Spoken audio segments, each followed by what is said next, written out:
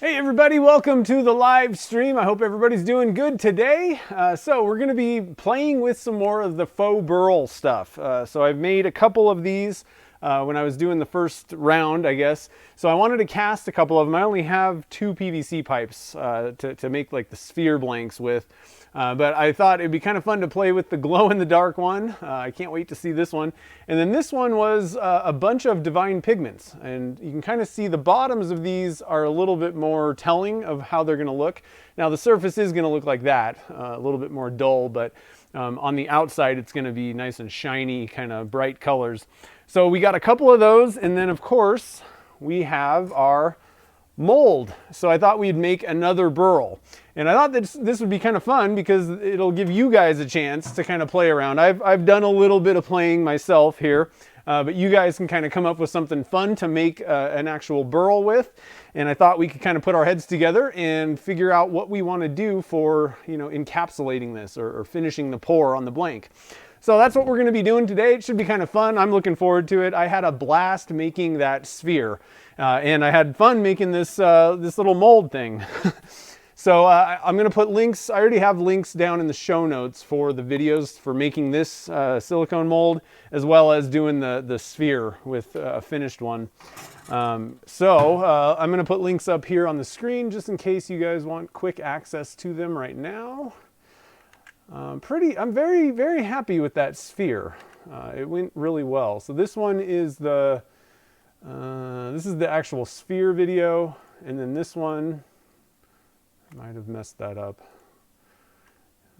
Let's see here. This one, oh yeah. I might have, that link might be starting kind of in the middle of something, I'm not sure. Here's the one for the mold, making the silicone mold. And I want to mention one thing. I just want to kind of reiterate. In that video, I kind of mentioned that I used a silicone called Plat 55 for this. Really not the best option for something like this, I don't think. I bought a big bucket of it, and I thought, I don't really want to buy a different silicone really for this, so I used it, and it worked fine. There's nothing wrong with it exactly, but it's a very firm silicone, and so I ended up having to cut slits in it just to get the original burl out of this thing, and it demolds fine once you just cast things, but probably better off using a more flexible silicone for that. And there's lots of different options. They're easy, or not easy, they're high strength, probably one of the lower firmness ones, which I think high strength 3 might be, I can't remember exactly, but from Alumilite, their silicone. The high strength series is good, and their Plat series is also good. It just kind of depends on what type of resin you want to pour in there. Generally the Plat, which is a platinum cure, those are going to last a little bit longer, and they work a little bit better with epoxies. Epoxies are a little bit harder on molds. If you're just using Alumilite resin, that's one of the easiest on molds to use out of the resins. So at that point, it really doesn't matter. You can use the tin cure or platinum cure. Either way you want to go, it doesn't really make much difference, and your mold's going to last a good amount of time. So anyway, but I know that I may want to pull out epoxy sometime, so I thought I'd go with platinum on mine. So let's see here. I'm going to stop and see who's in the chat here. Lots of people. Nice. So we got, let's go. Oh man, you guys have been chatting it up. So we got Doug is already here. And just to let you guys know, so tomorrow is the big Easywood Tools Maker Fair live demo event kind of thing. I think it's starting at, I want to say 9 a.m. Central Time. All these times are in Central.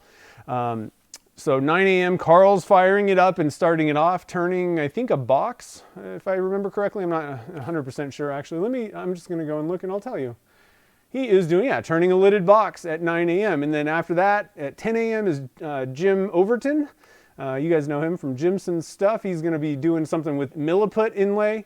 Ann Briggs is going to be at 11 a.m. She's doing spoon carving with a little Q&A. Jamie Page is doing a bowl at noon. And then Scott Grove is doing opal inlay, go figure. And then I'm going to be doing resin casting, which, speaking of Doug, we're going to be casting that big chunk of box elder burl that he sent me. I cut it into cylinder, I guess. And I didn't have, I was a little bit worried about time. I really wish that I would have had a little bit more time, like one more week.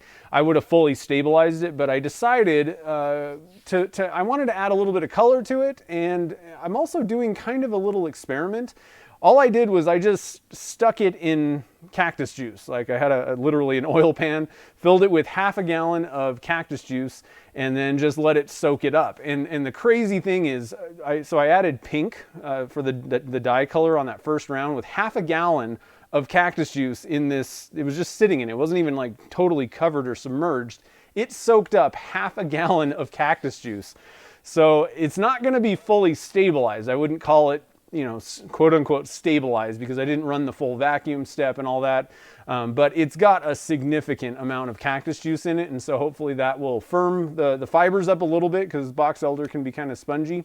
And also it's adding some color. So I'm curious to see how this actually turns out. It looks wicked crazy on the outside. I did pink first, and then I also did a step of blue dyed cactus juice. So doing that, I didn't bake the first round. So you're getting kind of, there's some blues and some purples and some pinks in that thing. And so we'll have to kind of see what the inside looks like.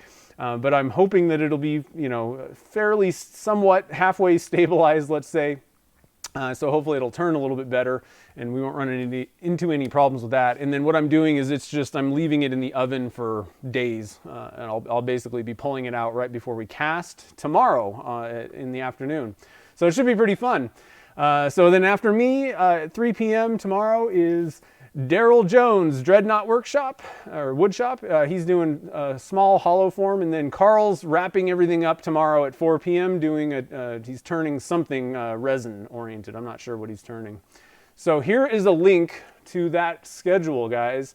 It's going to be a crazy fun day. I can't wait. I'll be kind of popping in and out of everybody's stream. So hopefully you guys can make it. And the other thing that I just found out today, they're actually doing some giveaways during the day, throughout the day. And so there'll be more information about how to get, you know, entered into that giveaway stuff for the drawings tomorrow during the streams. And so everybody is doing their own like live stream on their own YouTube channel. So, you know, if you want to watch Carl, you go to Carl's YouTube channel. If you want to watch me, you come to mine. So just be looking at that schedule, and kind of we'll be popping around, and we'll all be kind of sharing stuff on social media, and it should be pretty fun. It's going to be a cool day.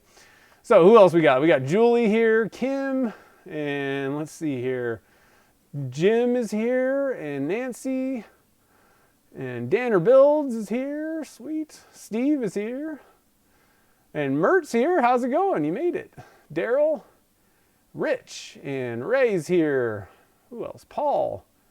Nice, lots of people. I just keep scrolling down, and more people keep popping up here. Christina's here, and Rich, and I probably missed a couple people, but let's see. JSG Woodworking, how's it going? So welcome to the stream. So it should be pretty fun. Now on, I guess it was, what day is this? I don't know what day it is. We've been streaming nonstop, it feels like. So let me switch to this view. Yeah, that view. So on Wednesday we did some rings, and I finished up the other one that I was working on. I got a few. There's still a few little bubbles in this one that I can see. So I would recommend. Oh, I'm going off camera. I'd recommend.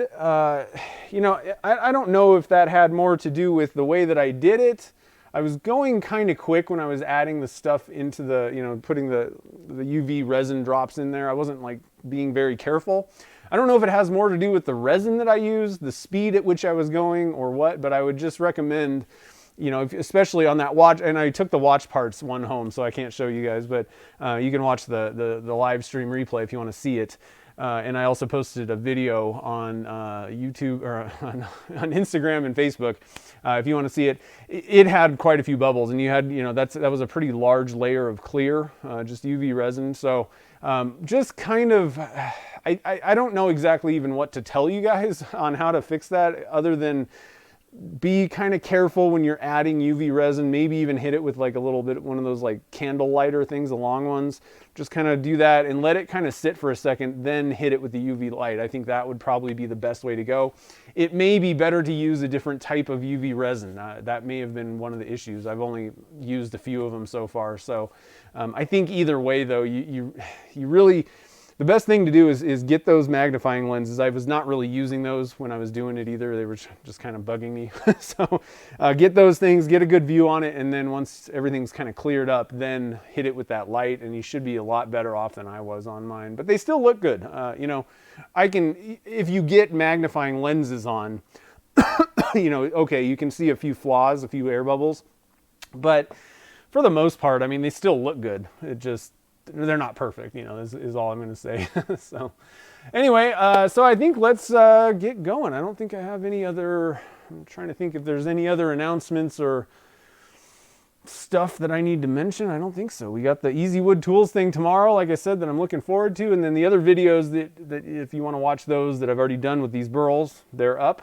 So let's get started. Now you guys know the drill. Whoever super chats first is gonna be first in line for picking colors. So I think what we'll do, let me think about how, I don't know if it really makes any difference how we do this. Let's see. So I guess while I'm kind of stewing over this, so what I'm gonna do is, the way that I made these burls, and they're actually a little bit, I kind of screwed up a little bit. I cut that original burl a little bit undersized, not a big deal, but I wish I would have gotten it a little bit closer to the full 4-inch size. But basically, we're just gonna stick these guys in here and pour resin on the top. And so, you know, obviously we're not going to go for a bunch of like opaque colors for the ones that we're casting the final blank. You want to be able to see in, that's the whole point. So we're going to have to, we can tint the resin a little bit. We can maybe add a little bit of sparkly effect or something, but for the most part, you know, it needs to be transparent so that you can see the top of the burl. That's kind of half the point. So we got 2 of those, and what I'm going to do is just 4-inch PVC, and then I'm going to use the Maker's Select from Turner's Warehouse, the little PVC plugs. Makes everything very simple, easy, demolding goes quick, and it's a happy day. So let's, I guess, why don't we just do it like that? We'll do, the first one we'll do is going to be one of these PVC pipe ones. So we'll do, like, we're basically finishing the blank, you know, and creating the actual turning blank. The second thing we'll do is the burl. And so that's where you can get crazy with colors or whatever kind of effects. It doesn't have to be transparent, but it could be.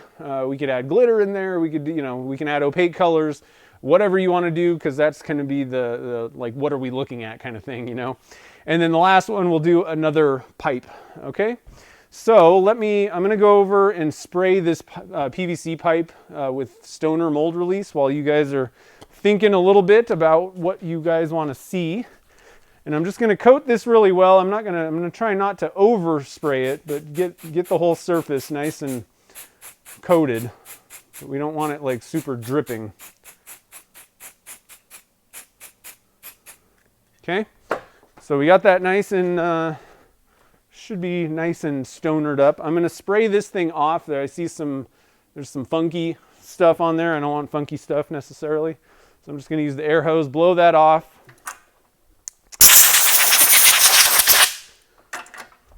So that's good. Another thing you can do for silicone stuff and molds is you could use a little bit of denatured alcohol. In this case, it's pretty clean. I just need to get the surface dust and junk off. So we got some super chats coming in already. Nice.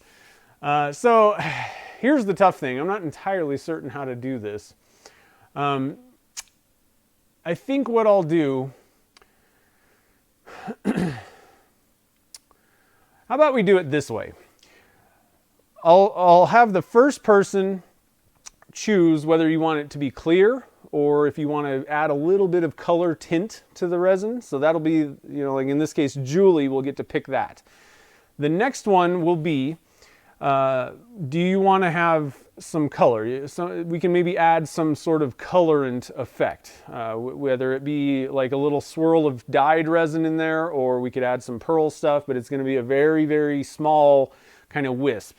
And then the third thing is, in this case it would be Doug, if you want to add some glitter or something like that. So I've got, you know, let's see, I got things that we could use. We could use some, what do I got? Well, we have glitter. I have lots of colors of glitter. We have some of this, the color shifting kind of stuff.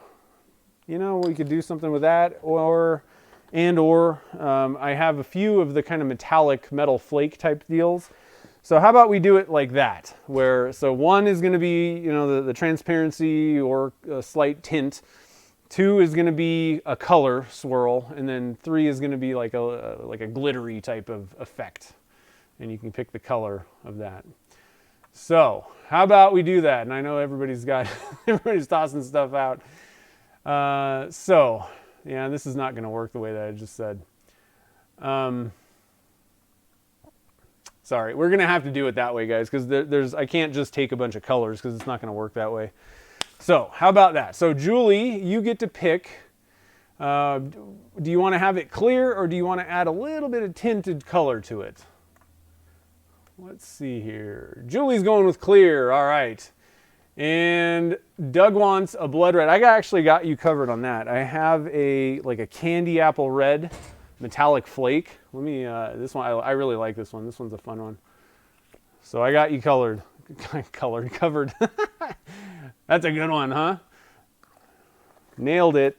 All right, so we got that, and we need Curtis to pick. You get to pick like a color. Some sort of a color to go in there.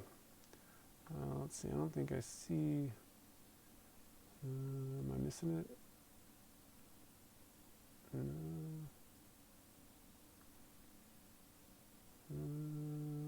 don't know. I don't think I see Curtis chiming in. I guess forest green. Okay. Yeah, forest green. Okay. Sorry. There's a lot of things going on. Let's see. So we got forest green. And again, like I said, we don't know what's going on with Caster's Choice exactly. I'm going to use it this time, but down the road, Chad and I are going to be kind of putting our heads together. He's going to find eye candy's going to cover. They're going to get the same kind of colors as Caster's Choice had, so that if you have favorite colors in Caster's Choice, you don't have to worry if there is an interruption in stocking them, because who knows what's going on there. So that's what's going on. So we got the first one going here. We got our camera, so you can see up in the top what I'm doing, all this kind of stuff. We got our mold. I'm going to get the extra random stuff out of the way. And I'm going to put, I just worry, you know, once you've put the burl in here and picked it, you know, in resin, and if you're picking it up, you don't want this plug to come out. So it's good to kind of put it on something. If you need to pick it up and move it around, I like to have it on a separate little thing. And then what I'm going to do is, yeah, I think on that one, we're just going to put it in. I'm just going to pick it up like this and put this whole thing in the pressure pot.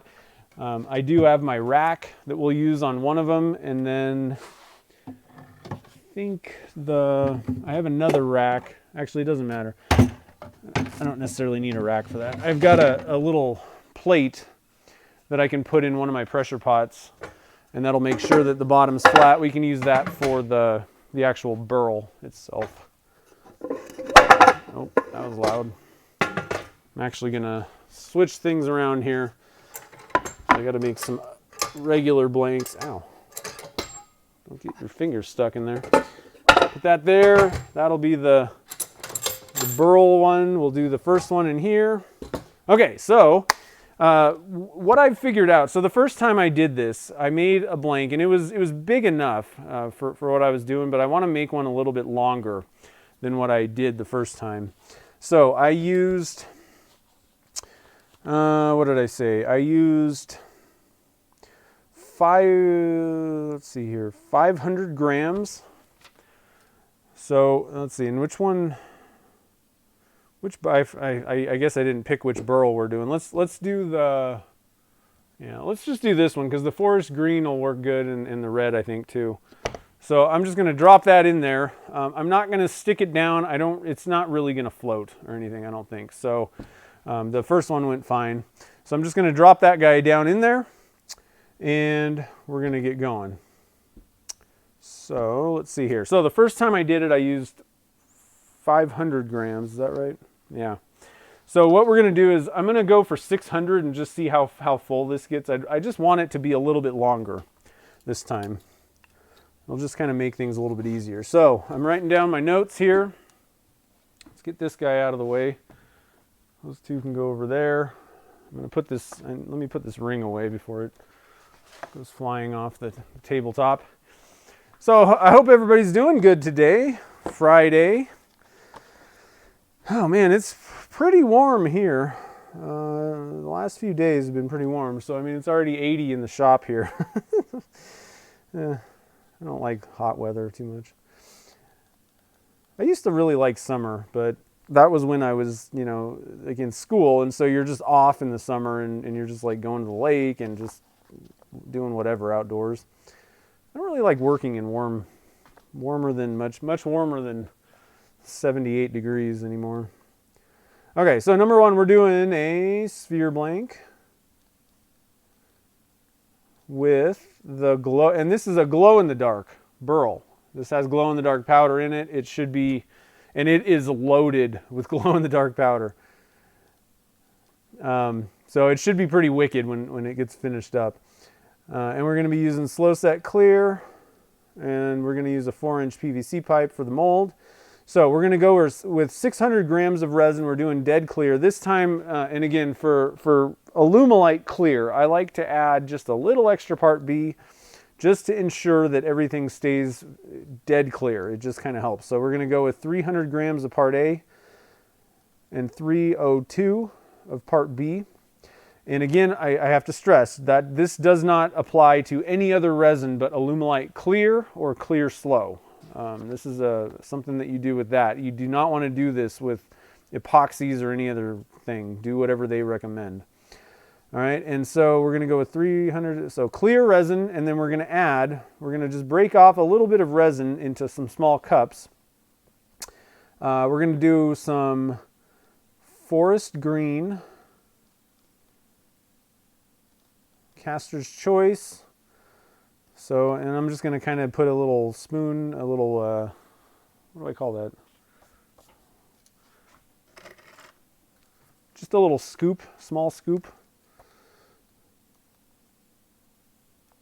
And I'll probably break off like 10 or 20 grams, something like that. I'm not going to really worry about how much that it is exactly.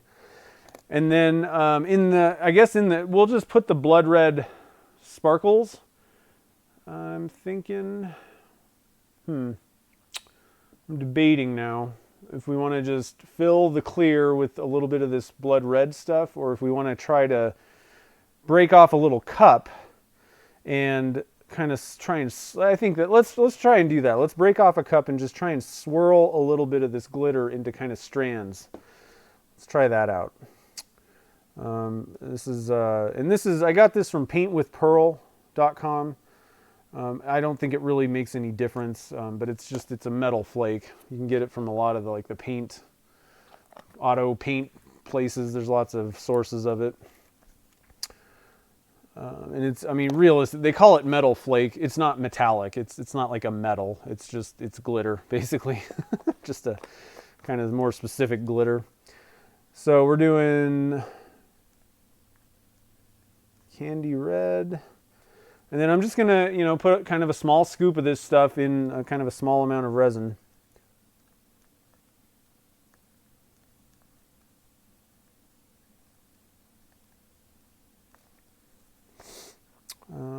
So, okay, we got our stuff. Let me get need to get a big bucket here. Let me get a brand new one. I kind of tend to like to use brand new cups if I'm trying to make something that's totally clear. It's just kind of a better way to go. You don't have any little crusties or anything that may get in there, and there's no dust. It just kind of works a little bit better. So we got that. I'm going to break off for our spruce green and our blood red metallic flake stuff into these two little cups. So let me get my gloves on. And a lot of people ask me why I don't heat up molds, like PVC pipes, and I just don't really find that it's necessary usually. I think that it's more of a deal with, it's a good thing to do with silicone molds, I find. and it's better to do with like a square mold to try to reduce that kind of corner creep. But it's not going to creep anywhere in a round cylinder type thing, so I don't really find it to be that important with that. Now, the only reason I would do it is if it was like super cold in my shop, then maybe, possibly. And one other thing that I do want to mention, I'm not going to do this today. Well, I didn't think of it actually. I am going to pop this guy in the oven. I don't think I'm going to run into a problem or anything, but it's not a bad idea to heat up something where resin, you know, in this case, we want the resin to really nicely kind of form onto that, bond with this. So not a bad idea to heat it up. That'll just kind of give the resin a reason to kind of just settle down on it. The other thing is, if you're in a pretty humid area and you poured this thing, and even though it's not wooden or anything, it's totally resin. If there's any surface moisture on there, you could run into some issues. You could get some moisture problems. So not a bad idea to heat stuff up that you're going to be casting in resin. So let's see here. Make sure I'm not missing anything. I don't think so.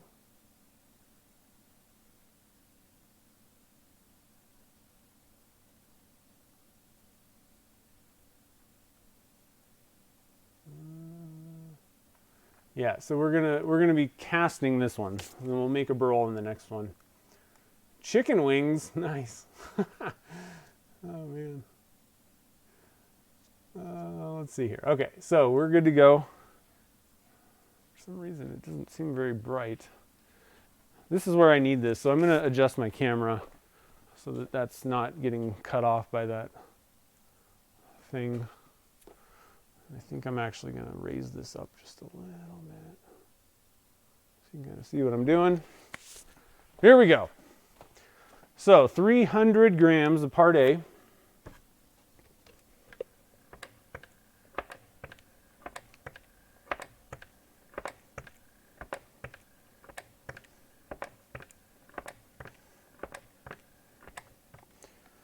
All right, 289.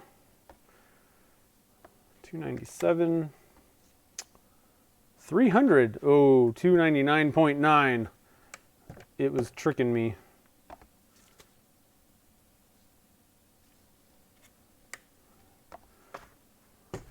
There we go.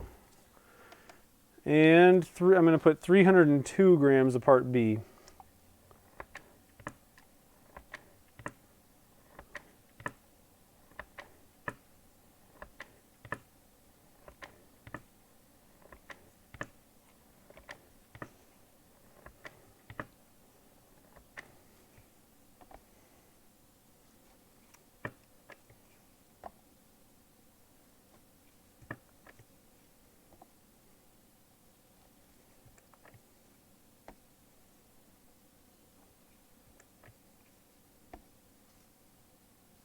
$298.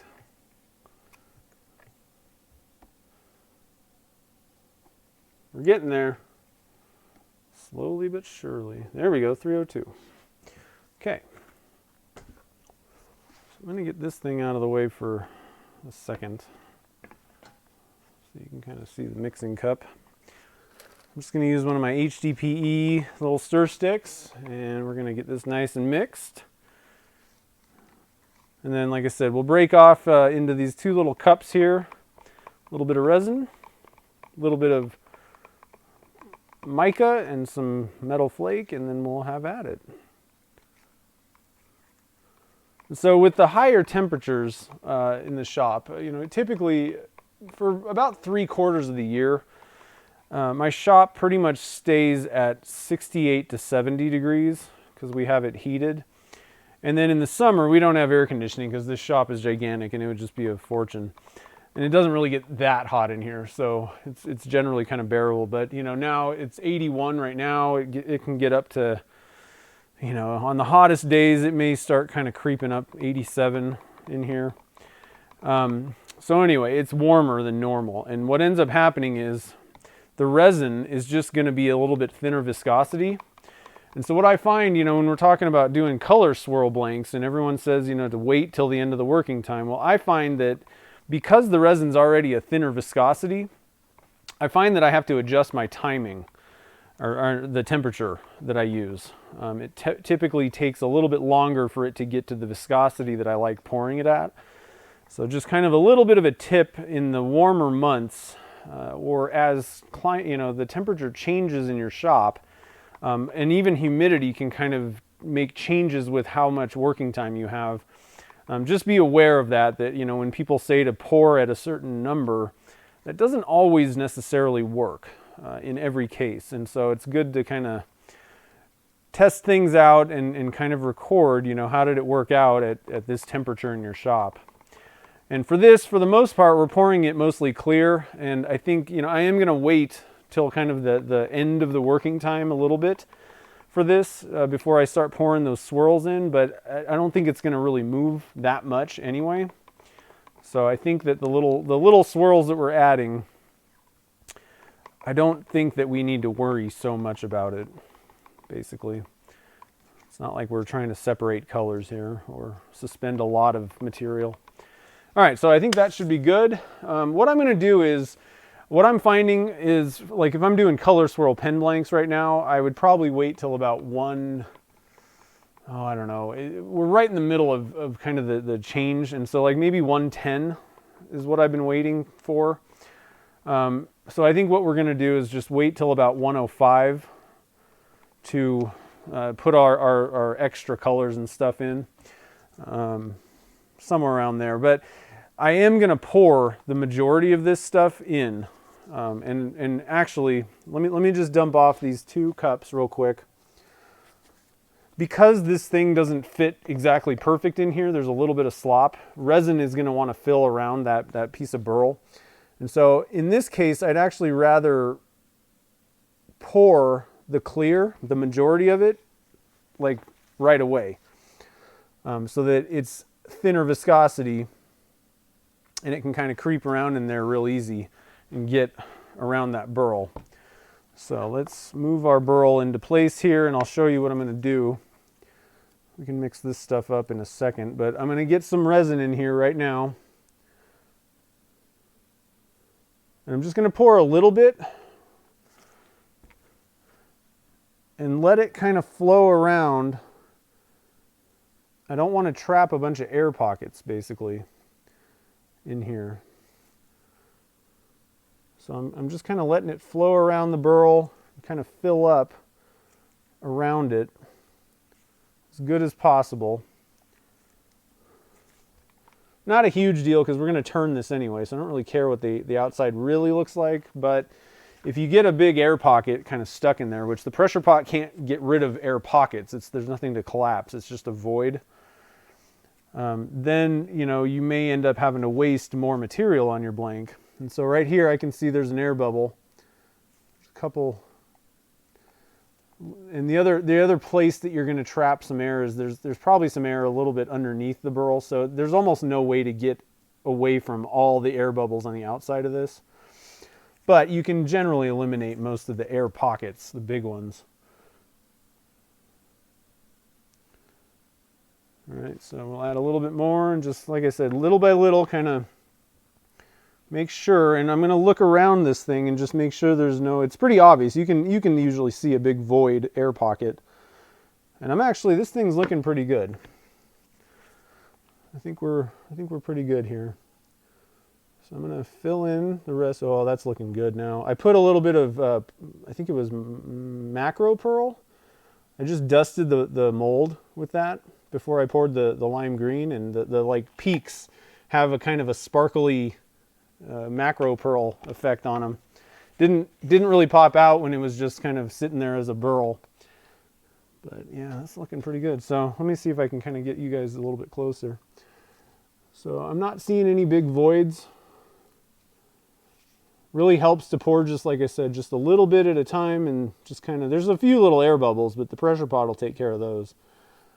And then I don't know if you guys, it's kind of hard to tilt this and give you guys a view, but you can maybe see now that there's a little bit of resin, the peaks of those little burl tops are kind of sparkly. That's what I was going for. So let's, we're going to get a little bit of this blood red in here. Let's see if you guys can kind of see right here.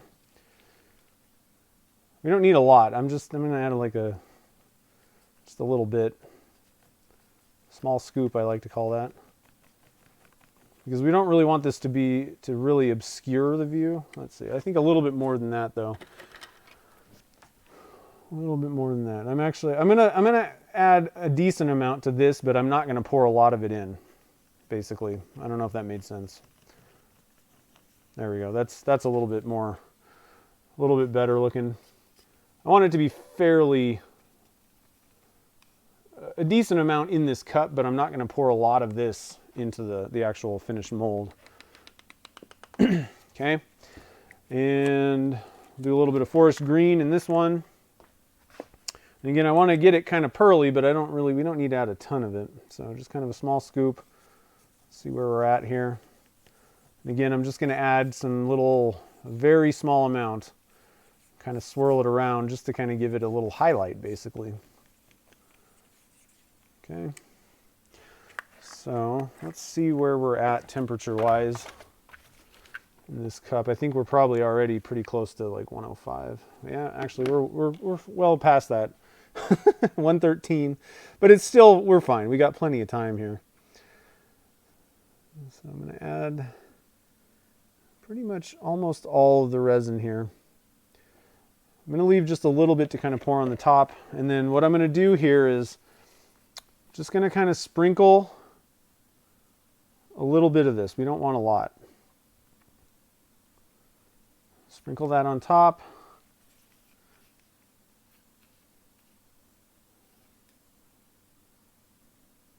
I'm going to focus this kind of glitter stuff on just one side.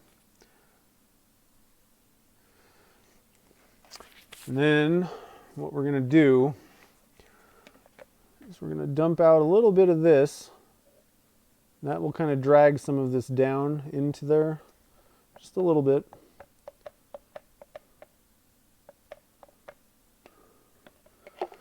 Then I'm going to use my stick to kind of mix it around a little bit, just to kind of push it down in a little bit more. That'll just add a little bit of something in there. Something to look at. Not much though.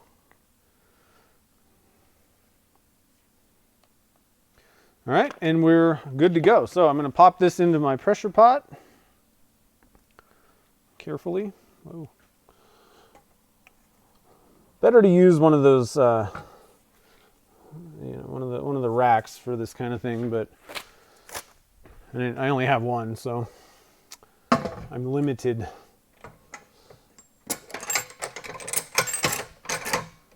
Okay. And then we'll pressurize this at 70 psi. My pots have a max of 80. So whenever you're using a pressure pot, just make sure that you're not exceeding the maximum on your pressure pot. You should be good to go. And there we go. And so we got a little bit left over, but I'm not going to worry about it today. And so I'll probably leave everybody always asks. So we used Alumilite Clear Slow Set, and generally it's got a demold time of 2 to 4 hours is what the kind of directions say. Because of the temperature in my shop, I mean, I could probably pull that in an hour if I wanted, but I'll probably just leave it in there for the 2 hour minimum. It'll definitely be nice and hardened up fully. We won't have to worry. In general, you know, there's nothing wrong with leaving it in a little longer. Nothing's going to happen if you do that, but if you pull it too soon, your resin may not have set up fully in your air bubbles. If you pull it too quick, the air bubbles will just come right back. So you don't want that. All right, so where are we at here, guys? Let's kind of focus on that thing. we were going crazy with that.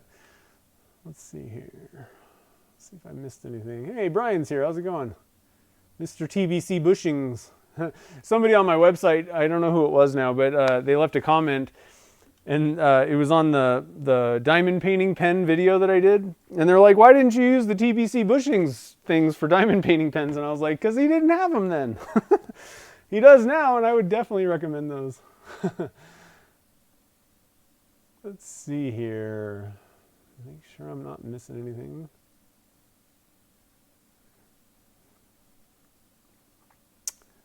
Yeah, Sarah, I think there's a lot of people that watch and enjoy seeing stuff being made, but don't necessarily either don't have the space to do these types of things, or just don't necessarily even want to make things, but they like seeing it. So there's nothing wrong with that at all.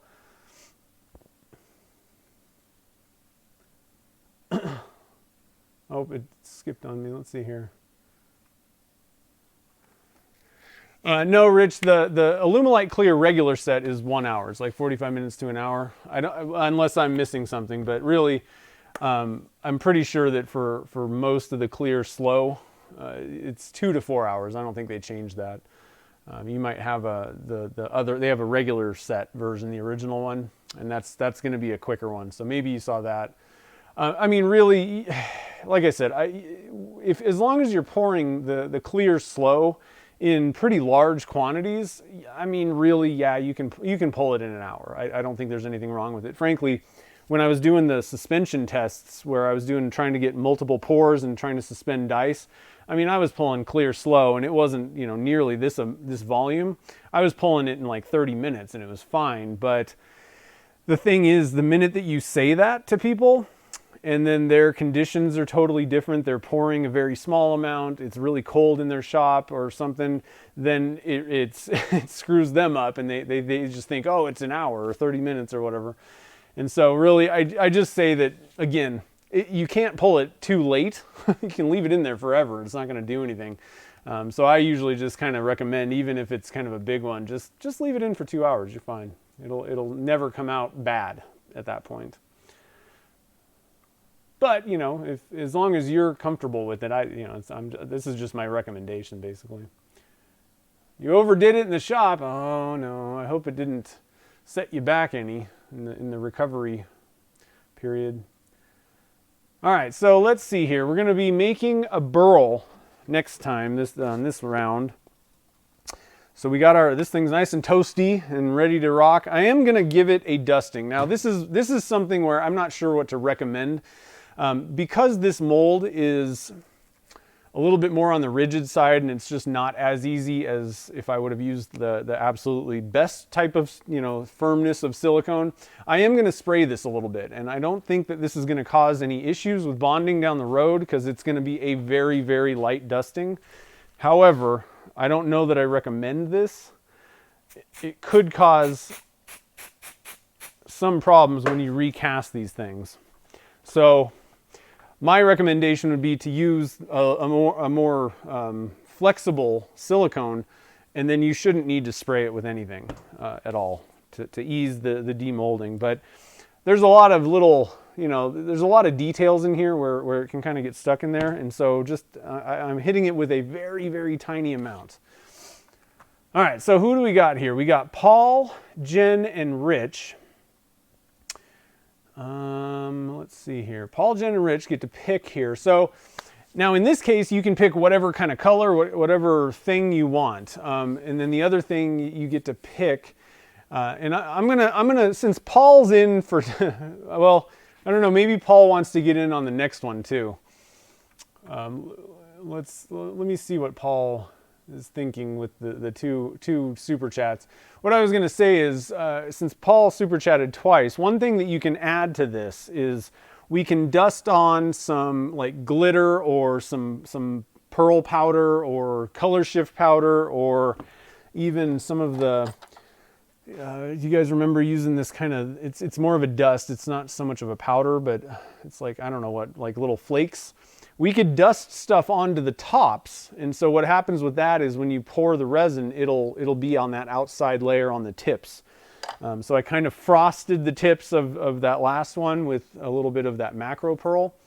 So we can do that kind of thing. And let's see here. So Paul wants metallic silver. And that's actually another thing. So before we begin, I just want to kind of give you guys all of the options and things. So for like the Alumilite metallic powders, those work really well for what they call cold casting. And so this would be a cold casting technique where you dust on this metallic stuff and it looks very, very, I mean, you can make things pretty much look like copper at that point on the outside of the mold. So that's another technique we can do. So he mentioned, Paul mentioned silver. So I just want to make sure we can add a little bit, and all you're doing is you're just adding the dust, kind of dropping it in there, and then you would want to kind of blow it out, make sure there's nothing else going on, and then pour the resin very carefully. I'm not particularly the best at that method, so just to let you guys know. Let's see. Let's see here. I'm not sure. So what I was going to say is if Paul wants to if he wants to put a kind of dusting on, being the first one in the row here,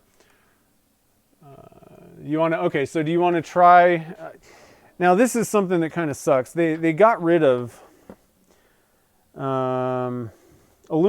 Well, it's not like they got rid of it, but they have a silver metallic, and I have some left, but this is it. There's no more, and their supplier of this specific one, for some reason they're out of it and they can't get it, and I can't find it anywhere else. So if you want, we can try this, but you can't order this anywhere. I just want to I want to let people know there are other alternatives for this kind of cold casting metallic look stuff that I haven't used yet, but we can do that if you want. I think it would be kind of neat looking, actually. So let me know yes or no on that. And then what do we got next? We got Jen, let's see here.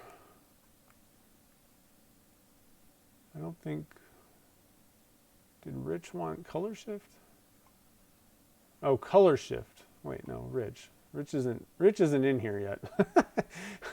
Oh, yeah, he is. Okay. Rich is down there. Yeah, this is just, you know what we need to do, I think, is I think we need to do it differently for stuff like this, because you can't really toss out just random stuff. It all kind of, I think next time, whoever super chats just gets to pick what we do with the blank kind of thing, because it just doesn't, it's too hard to mess around with all this stuff. Now, one thing we can do is I can paint on, okay, so here's the solution. We can paint on some metallic silver on part of it, and we can paint on some chameleon flakes on the other. And then Jen can pick whatever colors in the thing. How about that? Silver body powder paints? That might be interesting. That might be what this stuff is. I don't know. I've been trying to find, I really like their silver metallic one. I use it for a lot of things. And it just works a little different than most of the mica powders that I've tried, and I've tried quite a few. I can get the look, but it works a little differently. So maybe that's what that stuff is. I don't know. How long do you have to wait to cut blanks from? I usually wait overnight before I cut a brick up. I mean, technically you could cut it right away, but I think it's a little bit better just to kind of give it a day. And at that point I cut blanks, and then and you can technically kind of turn it within a couple days, I would say, but what I recommend, the reason that I recommend just waiting for the full cure is it's going to be really hard to polish it to the sharpest gloss if it's still kind of not at 100% hardness. So that's the one. All right, so Paul's on board with that, and Rich is is that cool, Rich? Do you want to do a little bit of a mixture of the painting on? Let's see. Does it matter which color goes first? When I do double dyeing, and I do it maybe a little different than some other people, but when you're doing the soaking steps, and it could be 1 or 2 or whatever, those are kind of going to be your highlight color. So I don't really think I don't know that it really matters, if it's dark or light or whatever, but whatever is being just soaked in, that's going to be kind of a highlight color. And then when you do the full vacuum, that's going to be your main color. So think of it that way. I don't think it matters what you do, though, what colors. Are you filming at a strip club? Okay, Rich is down. So that leaves Jen. Let's see here. So, you know what, guys? This might be worth it. So let me see what Jen thinks. So Jen wanted glitter. And I have some, let's see here. I know Jen likes pink. I do have some pink glitter. I got pink glitter, and what I was going to say is we could make it kind of almost a little bit more clear and just add some glitter in there, kind of lingering around in the burl, but kind of see-through, and then paint those caps with that metallic silver and the chameleon stuff. And I don't know what that's going to look like basically at that point. It'll be more kind of see-through from the back of the burl, and then I think it'll kind of have a layer of not very see-through on the caps. That might be kind of cool. Let me know what you think. That's Crafting is going to film in the strip club. Jen's so confused. I'm easy like Sunday morning. I know. I can be. Sometimes I can't be. So I have some, the thing is, I have this pink glow-in-the-dark glitter. But the problem is, what I find is if you don't like literally just dump a ton of it in there, it really doesn't look that pink. So I don't really think I'm even going to recommend that. I have some, let's see here. I think I got something that you're going to like. Hold on real quick. Let me find my stuff here. Where is it?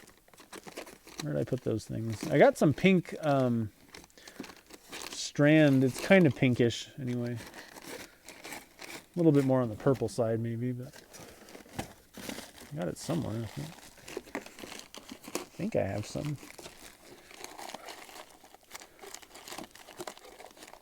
Ooh, that one's neat looking. Okay, here we go. Is that different?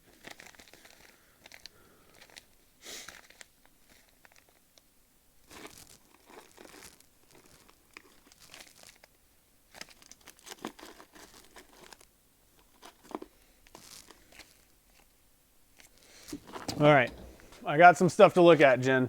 So let me switch to the right camera here. So I got some of this. That's looking pretty neat. It's a little bit more like raspberry-ish. I don't know. Those will be kind of fine. And then we have these, I got a few different types. And this one's probably the pinkest, the princess one. This is that kind of holographic tinsel glitter stuff. We can maybe add some tinsel glitter. This one's a little bit more kind of on that raspberry end. This one's kind of, I don't know, they're a little bit more purple, but this one's probably the pinkest out of the tinsels. And then we got some of this stuff. That's pretty crazy looking. So what do you think about that? Stupid Cupid. All right, let's do it. Okay, so we got silver, and let me put some of this stuff away so I don't spill it. That would be terrible. Forest green, copper. So we got our silver, and what else are we doing? All right, so Paul's gonna have a choice to make here. I have some different, not many, but a couple different options, I believe.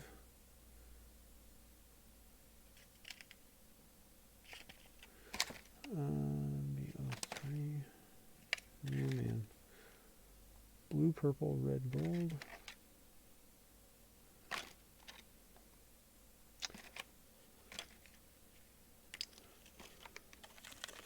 All right, so we got a couple different ones. We got blue, purple, red, gold.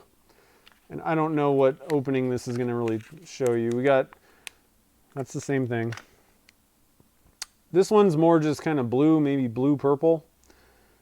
And it's kind of hard to really show what's going on. And then this one's more like a green, blue. So we can pick from those. And these are the chameleon, what do they call these? Super chameleon flakes from Solar Color Dust. These work pretty good. It's a pretty good product. Ben from Ben's Works uses those a lot. You like them all.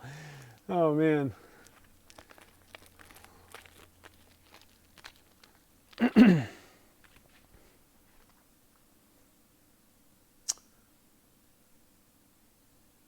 I know, I'm all over the place with ideas. I got all kinds of ideas for these things. Lots of things. Yeah, hot pink snow globe. Definitely. Alex is here. What's up, man? Did you already move into the new pad?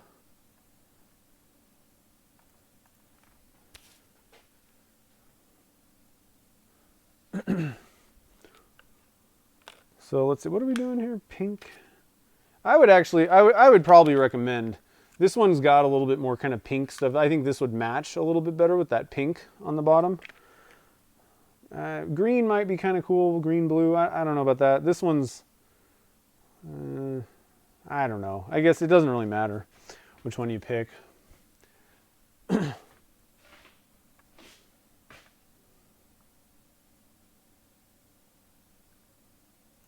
Yeah, Solar Color has all kinds of craziness.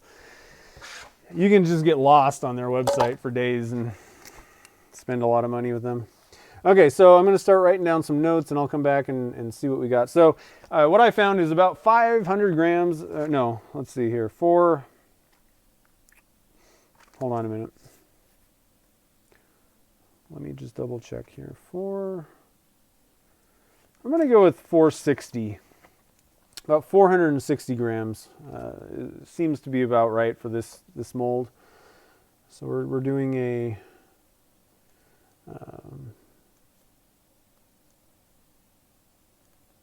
Faux Burl, and let's see here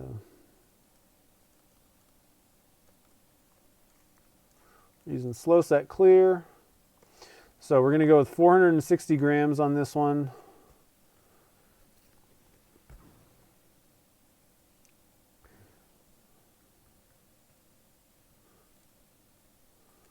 So that's 230 times 2.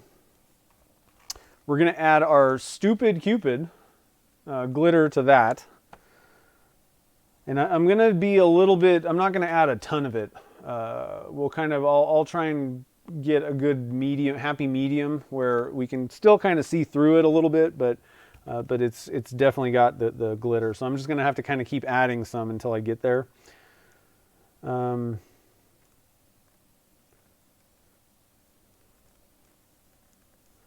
And then we're going to paint on some silver, Alumilite metallic powder, as well as, let's see, did he pick one?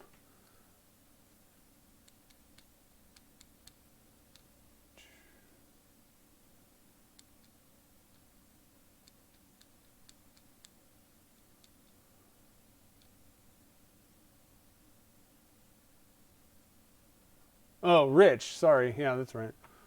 Rich needs to pick one of these doohickeys. I really think that this blue, purple, red, gold, I think that's the way to go for this. Kind of matches a little bit. But I don't know, the blue, purple, this is a pretty good one. I've liked using this one. That's why I have this. That's not bad. That's a pretty good one. Blue to purple. And then this one's, I don't know about this one. This one's a lot better for like dragon eggs, I think. It's kind of a bluish. It's definitely a lot of green comes out in there. It might look okay, I don't know. Rich is supposed to be picking it. And if he doesn't get back, I'll probably just kind of go with this one. Because I think it'll look, I don't know. I think it'll look pretty good. I don't think I have one that's open already. Rich, any of them. All right, cool. Let's go with this one. So this one's called, it's the blue, purple, red, gold, and it's NB03L. I don't know if that makes any difference. The problem is once you get it out of the package, it's not like it tells you what it is anywhere. So you got to kind of, I need a chart. Let's go with that one. Let's just see what happens. I don't think it's going to turn out bad. Let's say that. So we're doing the and paint on, I'm just going to write this down, NB03L, which is, what did it say it was? I've already forgotten. Blue, purple, red, gold. Blue, purple, red, gold. Okay. So I'm going to probably need to, let's see here. I think I can do it right here and just tilt the camera down. Let's see how this works out.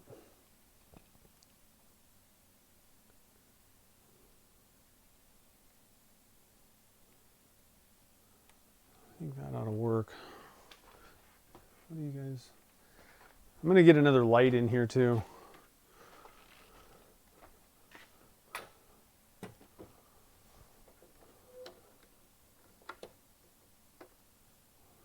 Light it up. Now I'm going to get a drink because it's hot in here.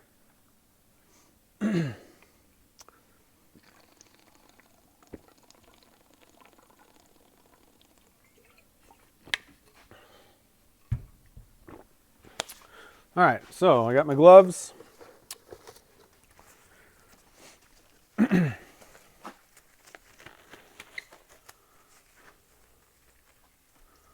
see if I can find a cup that's halfway clean. Nope, crack that. Yeah, I'm not super thrilled with these cups. I'm using more of them and they do seem to crack a lot. Someone said the Home Depot cups don't crack, and the bigger ones I would definitely agree with. I don't think I've ever bought any quart size from them. I don't think you can buy them, and I buy like 1,000 at a time. I don't know that they sell that at Home Depot. So I'm scraping out any extra resin bits from my cup. In this case, it's not going to be dead clear. There's already going to be little particles floating around. So if one little thing is in there, you're not even going to see it. All right, so we'll zero that out. And let's see, what were we doing? 230 times 2. Let's see here. 230, yeah. 3.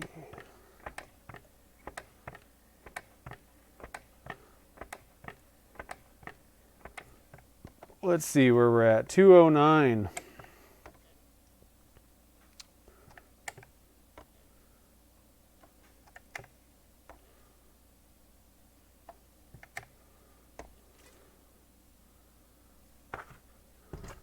All right, we got 230.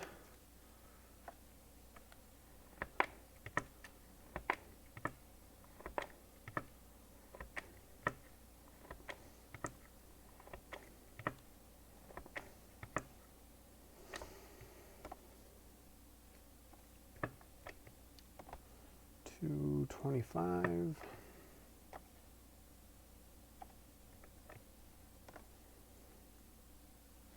Almost. That should be good. There we go. 230. All right, so. Oh, I screwed up. I'm going to let that sit. That's already going to start kind of going, but we'll be okay, I think. So what I'm going to do here, I'm on the right camera, get out of the light. I'm just going to kind of dust this on.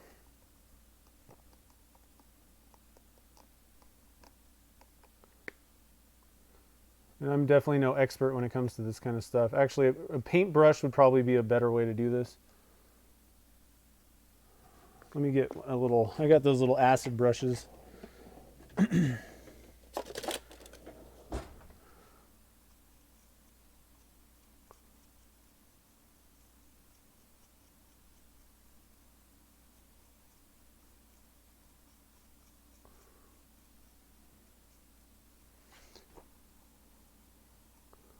Kind of probably put too much right there. But I'm going to kind of do a little bit here, a little bit there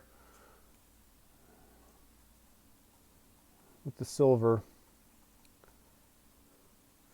I'm actually going to dump that out because I think I got way too much in there.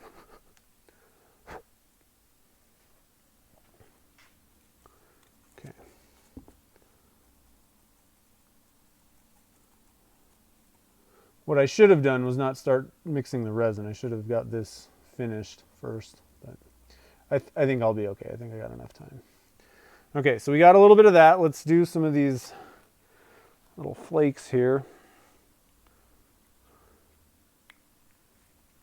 Don't breathe after you open this thing. They go everywhere.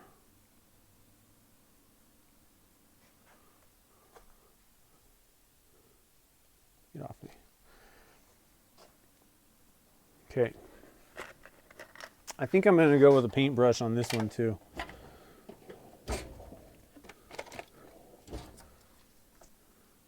We'll see. We'll just kind of see if that actually works, but I think it will. I'm just going to grab a chunk. Whoa.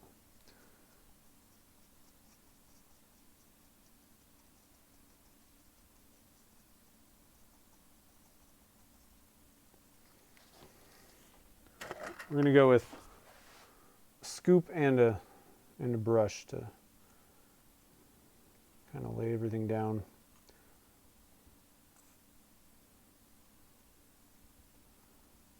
Could have added this to a little bit of resin, I guess. That would be another way to do this.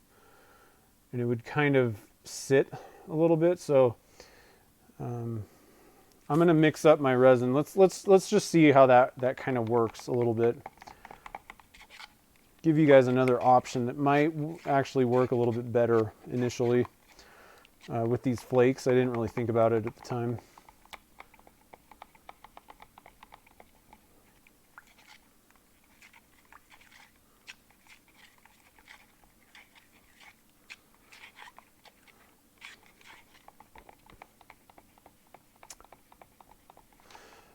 Yeah, that's so, Paul, that's kind of the key. You got to really be careful when you pour this stuff. And some of it may come off. Like I said, I am no expert at this. This is not the type of casting that I do usually. So I'm still kind of learning as I go. There's a lot of videos. I'm trying to think of some of the, I don't know any offhand, but like some of the prop making people, like look up cold casting on YouTube. And that you'll get some good ideas on this type of casting stuff. There's lots of different kind of uses where people paint stuff on and then pour. For the most part, you just pour carefully and kind of let it slosh around. In my first video, you know, making one of these things, I put on some color shift powder, and what I did was I just kind of dripped resin around in there, and that seemed to work okay. I don't know. It was all right. Much better than if I would just dump out a giant cup right on it. It's going to go all over the place. So just be careful. And so I'm going to use a little cup here. Basically, I'm just going to add a little bit of this. So there's not much in here. What I'm going to do is we're just going to add some of this stuff into the cup. A good amount.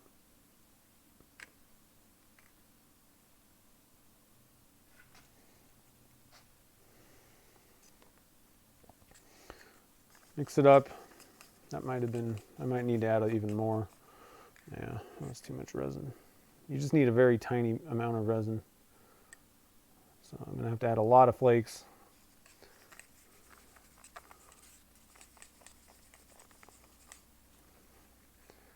I'm just going to dump the whole thing in because I want this to be super saturated.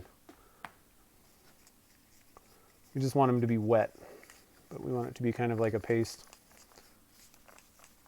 Okay, and then you can kind of start painting this stuff on. Now the problem is I've already put some of it in there, and it's going to just kind of pick those up.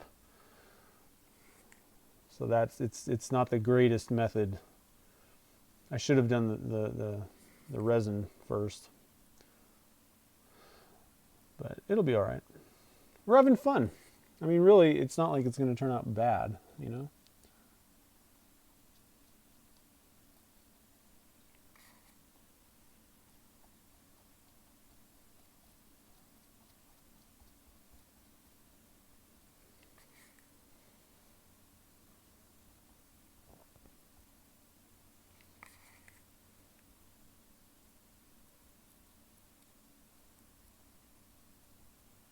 And I think what I'm going to do is kind of dust around this stuff with the metallic also. And so I think we're going to get a pretty neat looking effect. Like I said, I may not really be doing this the right way, but it's the right way to get the results that we're going to get.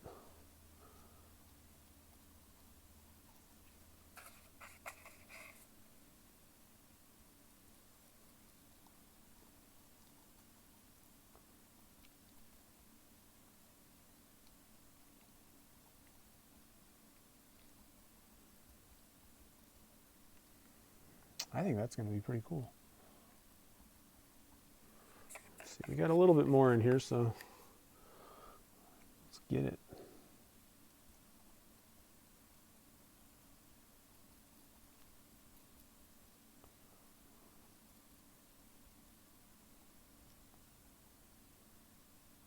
All right, I'm going to call that good, and then we're going to do a little bit more dusting here.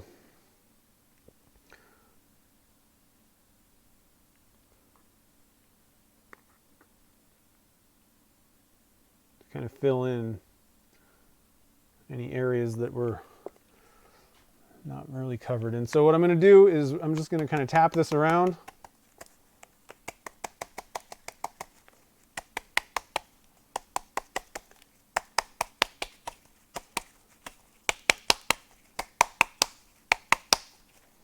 See how that's super silver? It's added to the resin a little bit. Now that's not necessarily going to be on the outside. I got a brush. These stupid acid brushes are terrible. Just be mindful of that. You'll most likely get some bristles that fall out.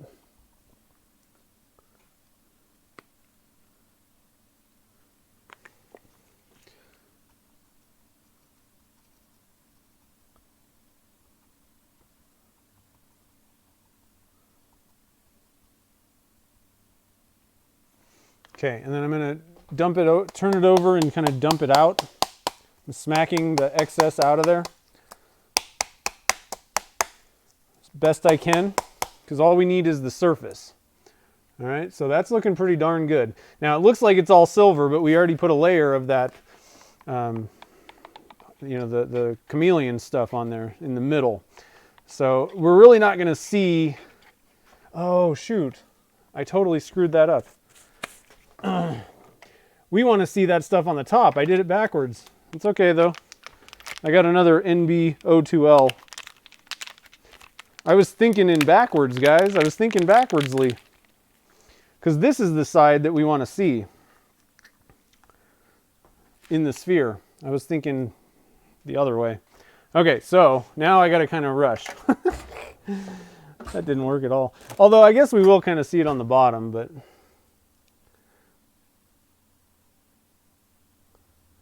Okay, so we're in rush mode now. That's okay. It's still gonna look cool.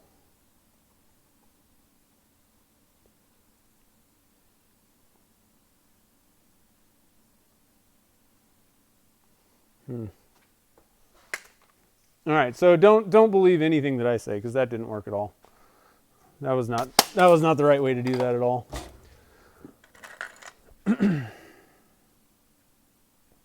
Trying to do too many things.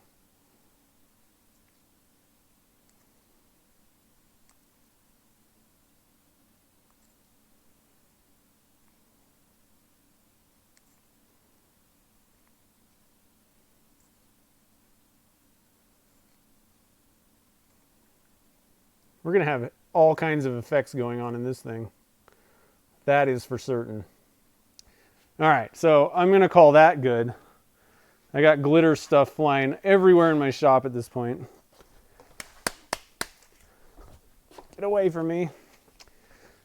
All over the place. And now, we got to get going here. Now I'm going to add a little bit of this glitter. I don't even want to take the temperature of this stuff.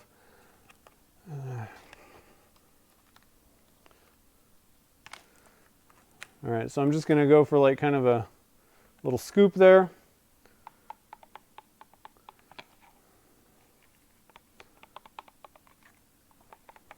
Let me go for another little scoop.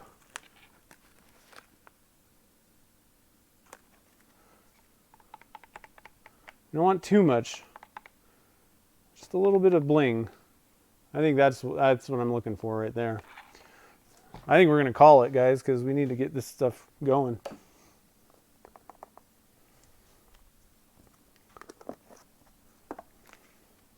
Get all my things out of the way.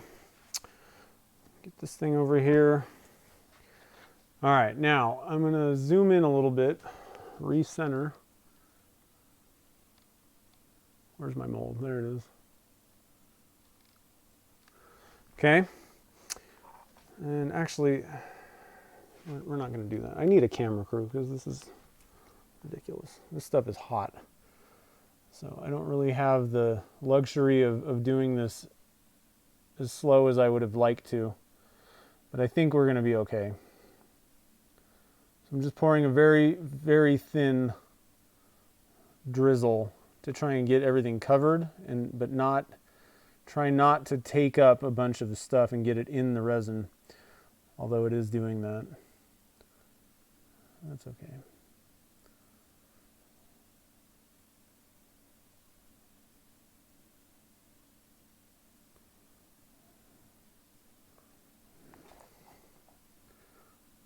Yeah. Just going to pour in one spot, let it fill up. That seems to be working the best, and it's kind of pushing that silver to the edges, so it's not actually going to be in, you know, this is going to be a sphere, so that stuff's getting pushed to the edges. There's a little bit of silver in here, but it's not that big of a deal. That's pretty cool. Might have gotten a little too heavy on the glitter, I don't know. So I definitely didn't need 460. I think 450 would have worked pretty well. All right. It was getting treacherous there for a second, guys, but we got it. All right, so I'm just going to plop this guy on there. Actually, I'm not going to do that. I'm going to just pop this guy into this pressure pot. Sometimes you just got to, you know, wing it. That's the moral of that story.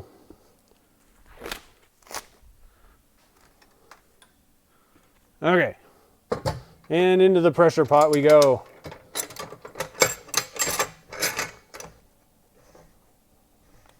Luckily, I'm not worried. That wasn't that bad. I kind of hurried up at the right time, but the problem with having to rush like that is, you know, it may not have gone exactly how you wanted. If I would have had a little bit more time to kind of think about how much glitter I was putting in there, that probably would have been better. But in the end, I think it'll be okay. Woo! It's hot in here, guys. Sweating. So, that's up to 70 psi. Whew. Flustered? Nah. Just getting it done, getting it done.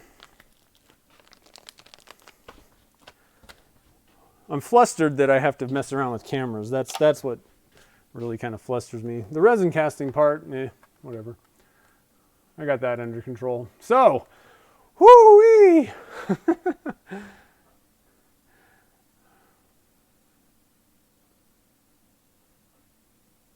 Lightly tinted glitter. Yeah, that's a good idea.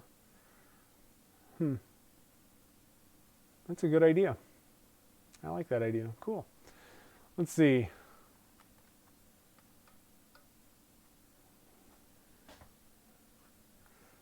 Camera's picking up all the flakes. Flakes are all over the place in here.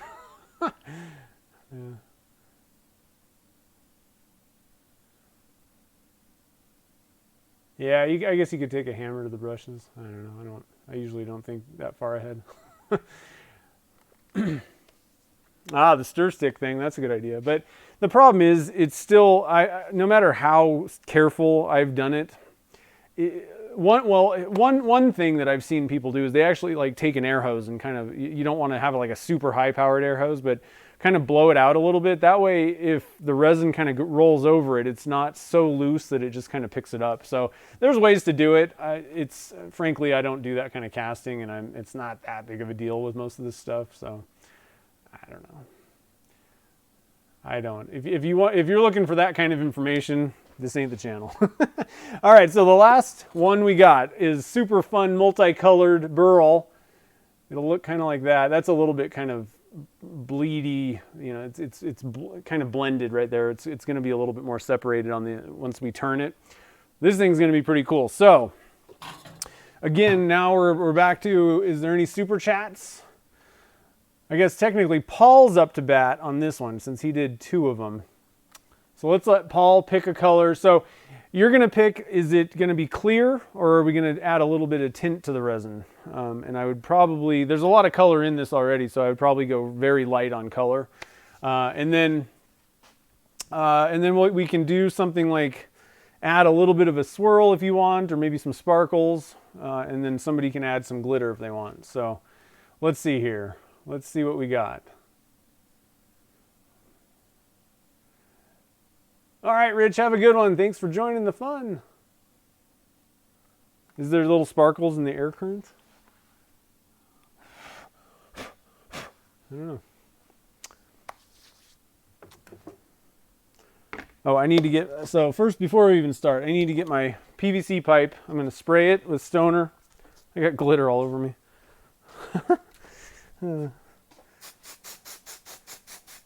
So that's a good reason. You know, I always tell people, like, people say, what should I do for my first project? Don't do that. Because it gets kind of crazy when you complicate things and have a bunch of steps, and you know what I mean?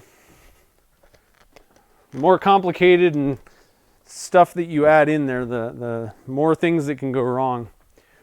But I'm not that worried. That's going to turn out cool. The biggest thing with resin casting is if you have a very specific idea in your head, you know, and then something like that happens, like I don't know if that's going to turn out exactly how I had it in my head now, but that's where a lot of failures happen. But as long as you kind of get things going, usually even if it seems like things are out of control, it's going to turn out to be something kind of cool anyway. You know, it's very, I would say it's fairly hard to totally ruin something, you know, unless you just, it literally set up on you before you got it in the pot or something. Okay, so let's see. I'm going to reset my camera because I don't think it's set up properly right now.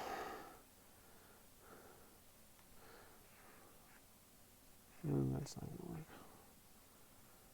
Okay. Reset the camera.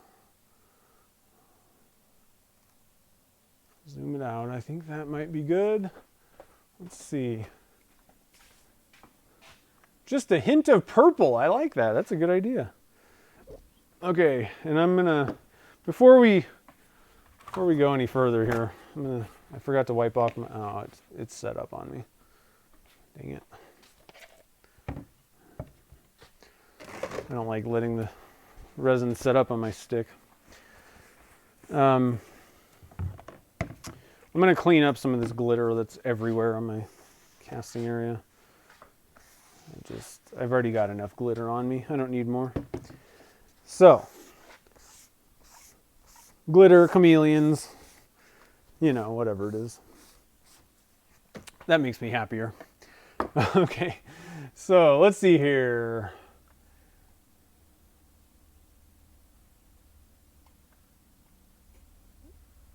Yeah, the pill bottles. Someone else mentioned that. That's a good one. I don't have a bunch of pill bottles, so it's not something that I would typically use, but definitely a good material for molds. Man, the picture just, I'm not really happy with the picture. What just happened? Oh, there we go. Why is it so dark looking? It's so weird. Oh, it's not that bad. I think it's just...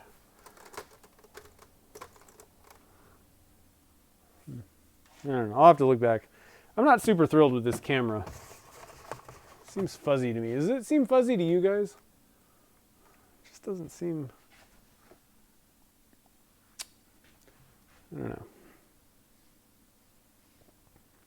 All right, so I got to reset this camera here.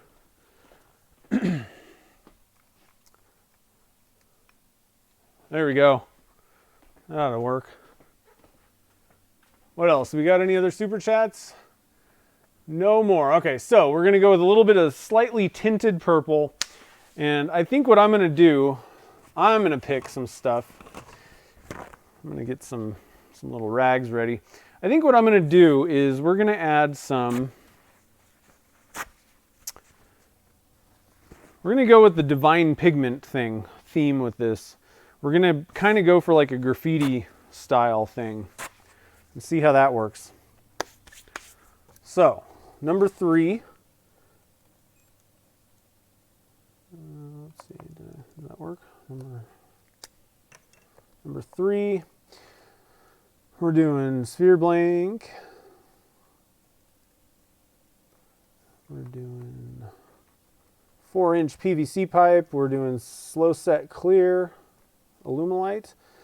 And we want 600 grams, 300 and 302. So we're going to go with clear tinted purple. And then I'm going to do a couple colors of divine pigments in there. And it's going to be kind of like that graffiti effect. So let me look and see what colors did I use.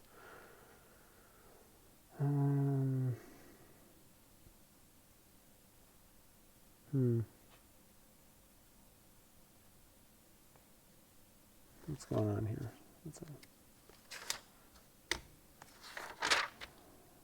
This is why it's good to, oh, there it is. All right, so we're going to go with some white, lagoon blue, yellow, and jade green. So we're gonna kind of match the colors that are in the burl, and that's, I think that's what's in there. Is that right? Yeah. Okay. Just wanted to double check. So let's get this rolling here. So I'm gonna get my gloves on. Get a cup. Graffiti. Yep, graffiti. Sounds good to me. We'll have to kind of see how this works. I don't know.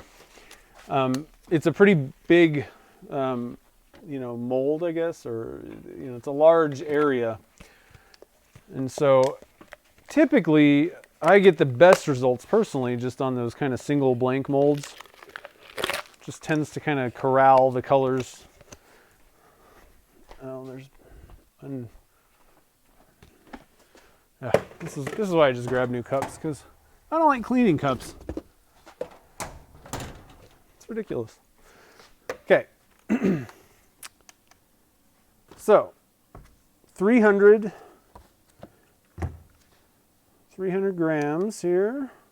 Let's get this rolling, huh? So you guys can see me up in the top corner there.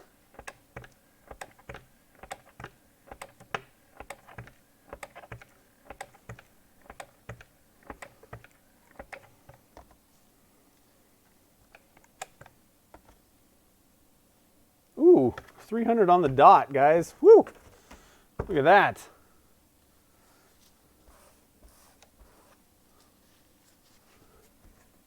Look at that.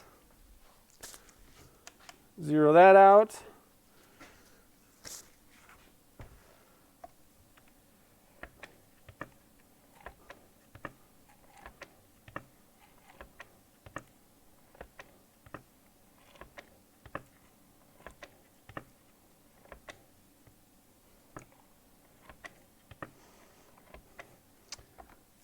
Paul, the white will sink faster. I don't know. I'm going to try and time it right, but it shouldn't sink totally to the bottom necessarily. We'll have to see. I don't know. Whoa. Just depends. But you're right. White dye is pretty heavy compared to the other ones. 3. Okay. A little bit more than I want. I went a little bit over on that one, so I'm just gonna add a squirt of A, and that should get us back in line there. Okay, so let's mix it up.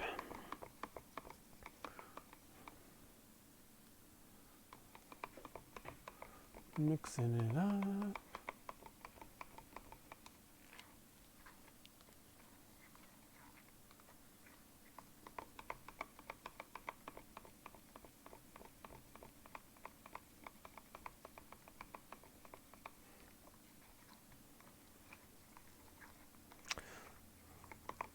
Always make sure to mix, scrape the bottom and the sides of the cups really well when you're mixing up your resin. That way you get it fully mixed.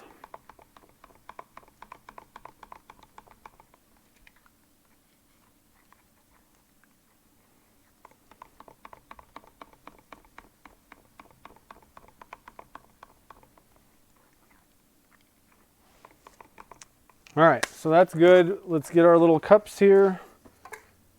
How many colors? 1, 2, 3, 4. So I'm not going to be very scientific about any of this. I'm just going to add a little bit. We don't need a lot. We really don't. A little bit will do. We just want to add some little drips of color.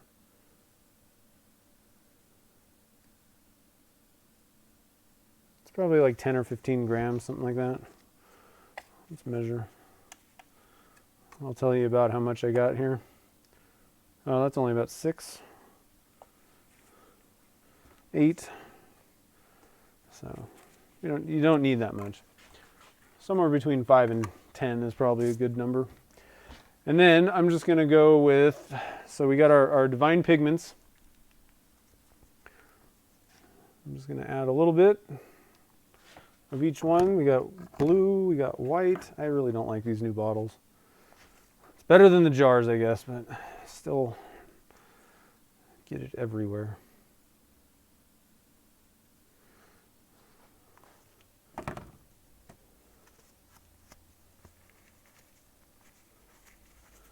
And jade green, that's harmony green.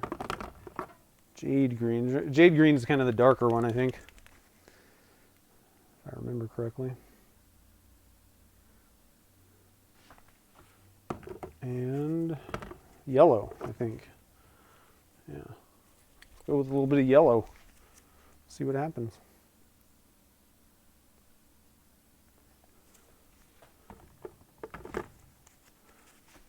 Okay.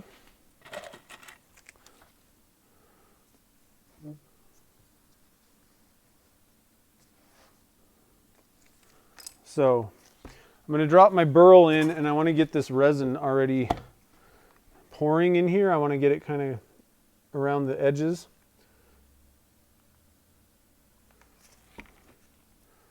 So again, I'm going to kind of roll it around, make sure this stuff is getting down in there all the way around the burl.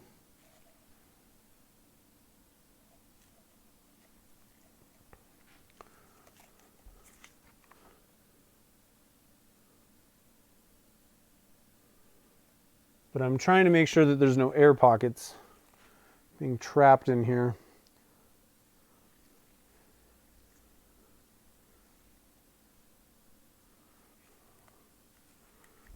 I think I did pretty good there again. Oh, I forgot to tint this, didn't I? All right, so let's see here. Not to worry, that stuff is mostly just around the edges, so it's not going to make much difference. What I like to do, if you're going to use the Alumilite dyes, you're going to like literally use just a pinprick. That's it. You don't need, and then just kind of sneak up on it.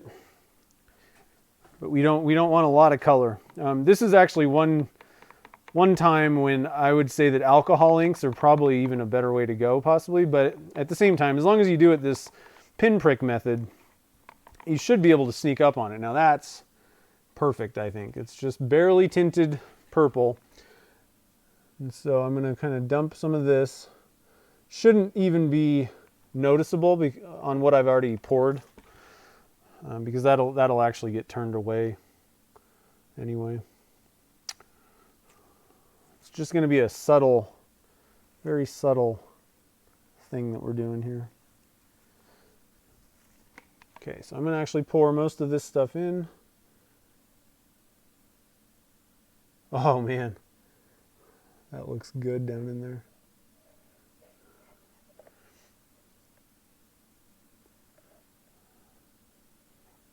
I'm just going to dump it all in. Because what we're going to do is when we pour the other colors in, We're just going to let them sink on their own, like naturally. That's how you do that graffiti style thing. So let's get our dyes mixed in here. We want these to be fairly vibrant. We want to, you don't want to have, don't want them to be transparent, but at the same time, you also don't want to add too much dye because that can cause some issues with curing and stuff. So don't go over the, the maximum. So we got some yellow, some green, some white.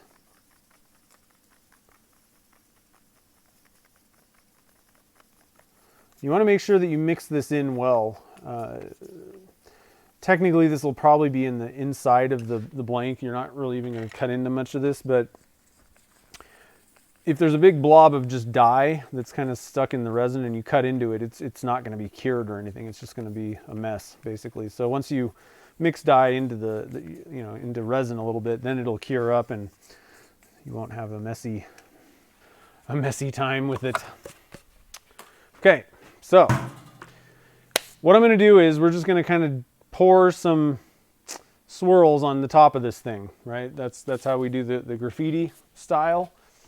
But I'm going to wait until kind of a little bit later on here.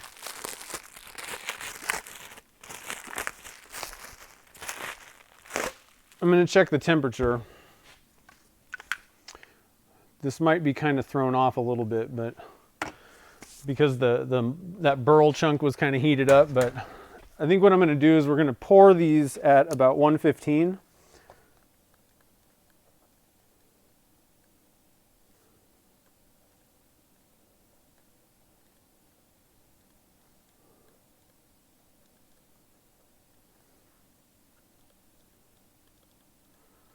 And I'm writing down a note in my little notebook here about that.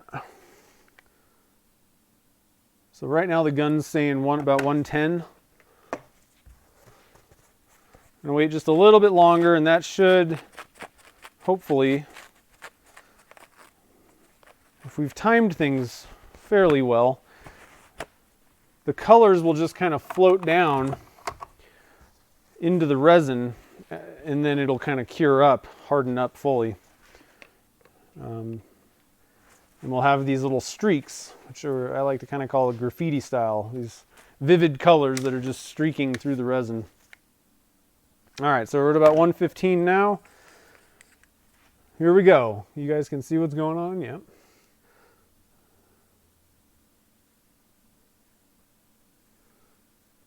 I'm not going to do too much because we do want to still see in.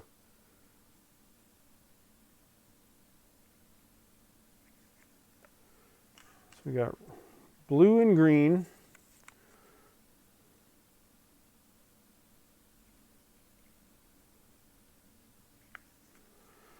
And I'm going to do the white, so Paul mentioned that the white is heavy. I'm going to do the white last. And so the weight of the white will probably kind of aid in pulling these colors down a little bit. Yeah, I think that's going to do good. I'm going to kind of lift this up a little bit, maybe. Let's see here. I'm going to get this thing on my, I don't really want to pick it up